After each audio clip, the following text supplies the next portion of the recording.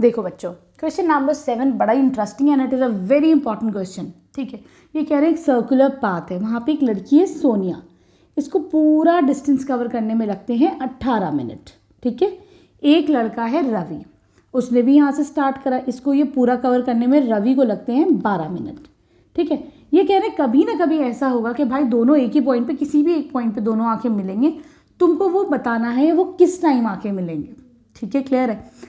तो देखो बेटा, एक चीज़ बड़ी इंपॉर्टेंट है कि यहाँ पर तुम्हें HCF निकालना है कि LCM, कोई नहीं समझ पाएगा, है ना। तो उसकी एक ट्रिक है, अगर तुम्हें HCF निकालना है तो तुम्हारे पास कुछ ऐसे वर्ड्स होते हैं, ये पूछेंगे ग्रेटेस्ट टाइम निकालो, ठीक है, या फिर हाईएस्ट नंबर निकालो, ठीक है, या मैक्सिमम वर्ड का इस्तेमाल होगा। तो तुम क्या करोगे उस टाइम पे, अपनी अकल लगा के जल्दी से HCF निकाल लोगे।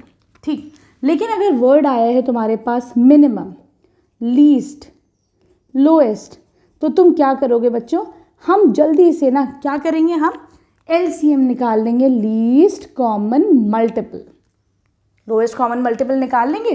ठीक है, अब यहाँ पर देखो ना तो हाईएस्ट आया है ना लोएस्ट कुछ आया है, लेकिन देखो इन्होंने कहा है सबसे कम टाइम कौन सा होगा जब ये दोनों मिलेंगे, है ना।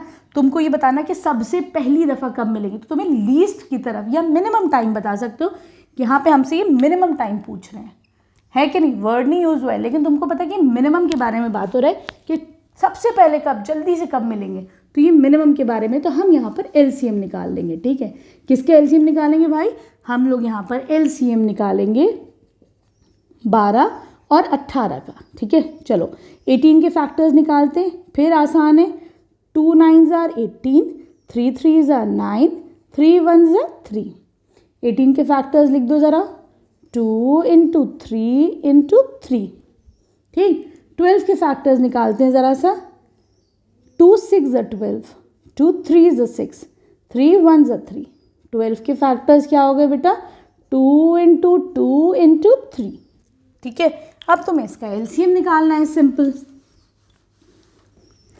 तो देखो यहाँ पर LCM क्या हो जाएगा, उसके लिए क्या करते हैं, LCM के लिए पहले कॉमन निकाल लो, दोनों में कॉमन क्या है, 3 कॉमन है। ठीक, तो मैंने एक 3 लिख दिया, उसके बाद क्या क्या बचा, एक 2 बचा, एक 3 बचा, फिर एक 2 बचा, फिर से एक 2 बचा, है ना बच्चों। ये 2 भी तो तुम्हारा कॉमन है, इस 2 को भी तो लिखो, है ना। तो अब तुम्हारे पास क्या हुआ, अब हमारे पास एक 2 कॉमन आ रहा है, एक 3 कॉमन आ रहा है। ठीक, तो पहले हम 2 लिख देते हैं, फिर जो कॉमन आया 3 लिख दो। ठीक, अब क्या बचा तुम्हारे पास, 3 बचा, और क्या बचा कॉमन, 2 बचा। ठीक है, तुमने क्या करा, जो कॉमन था 2 पहले वो लिख दिया, जो कॉमन था 3 वो लिख दिया, क्या बचा, 2 बचा, फिर 3 बचा। ठीक है, चलो सबको मल्टीप्लाई करो, 2 3s are 6, 2 3s are 6, 6 6s are 36। इसका मतलब क्या हुआ, 36 मिनट्स के बाद दे विल मीट।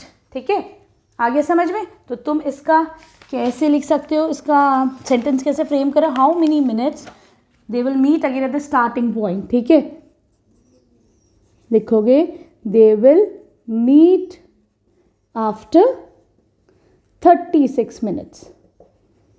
ठीक है, क्लियर है। वीडियो पसंद आ रही है तो प्लीज़ बच्चों चैनल को सब्सक्राइब करना, एक कमेंट और लाइक ज़रूर कर देना। Thank you for watching Braino solutions.